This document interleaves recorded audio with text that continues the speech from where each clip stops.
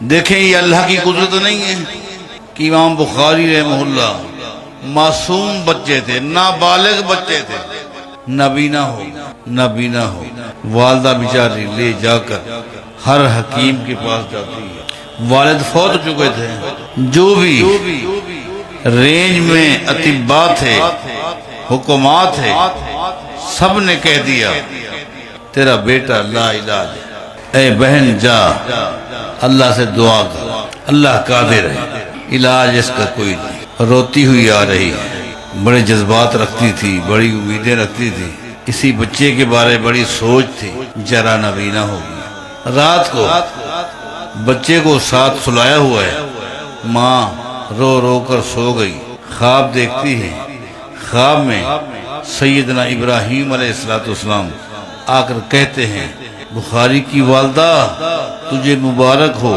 اللہ نے تیرے بیٹے کی آنکھیں واپس کر دی۔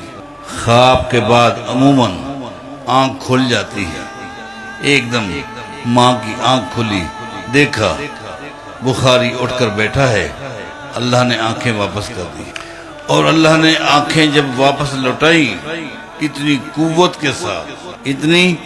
کے ساتھ روشنی واپس آئی، آپ حیران ہوں گے۔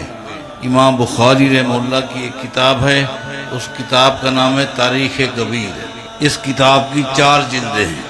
امام بخاری رحمہ اللہ نے اس کتاب کو رات کو چاند کی روشنی میں بیٹھ کے لکھا ہے۔